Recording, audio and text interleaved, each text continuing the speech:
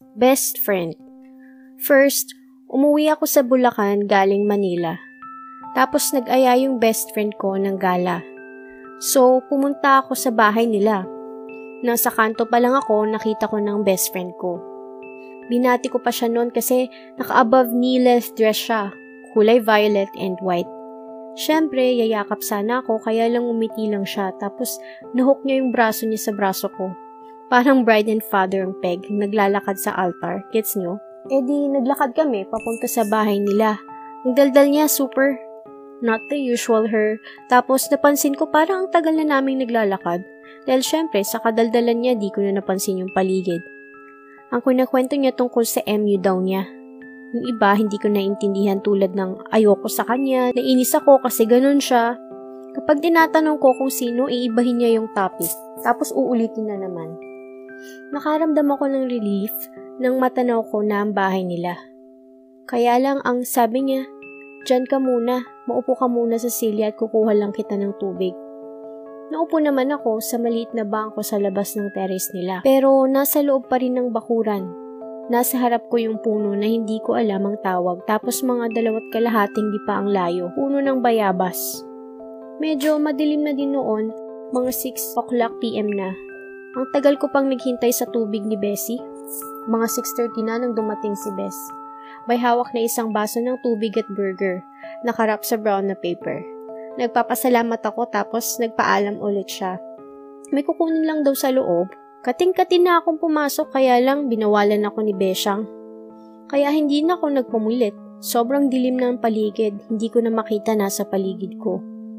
Ayaw buksan ni Besyang yung ilaw. Pati loob ng bahay nila walang bukas na ilaw na siyang pinagtaka ko.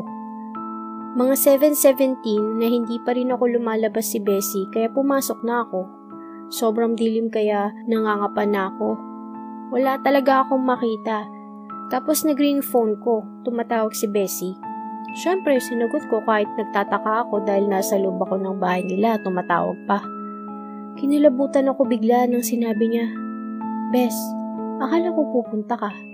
Naglinis pa naman ako ng bahay. Saka nagluto ng spaghetti si Mama. Kasi hindi tayo magkikita bukas which is birthday mo. Busy ka ba? Bibigay ko birthday gift mo eh."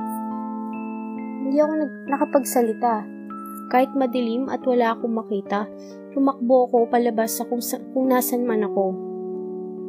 Nakakaapak ako ng basag na bote tapos may mga kumakapit na plastic sa binti ko. Dulot siguro ito ng adrenaline rush. Nakalabas ako agad. Binuksan ko yung flashlight ng phone ko.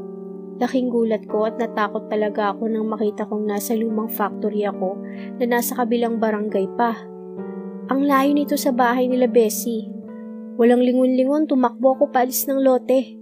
Pumaragad ng tricycle at nagpatid sa bahay ni Bessie. Tinanong pa ako ng driver kung anong ginagawa ko doon gabi na. Hindi daw baka eka ako. Natatakot dahil kilala nga yun na bahay ng mga multo. Nasunog kasi yung factory na yun. Tapos mga haliging semento at pader na lang ang natira. Kumbaga, pwede pang iparenovate dahil wala namang guho. Pero ayaw na ng may-ari. Madami kasing namatay dun at kasalukuyang nagmumulto. Grabe, hindi ko nakakalimutan yun. Laging may kababalaghang nangyayari sa akin tuwing sasapit ng birthday ko. Nag-enjoy po ba kayo? Subscribe! Nag-a-upload po kami ng mahigit sa 3 videos sa loob ng 1 linggo. Salamat!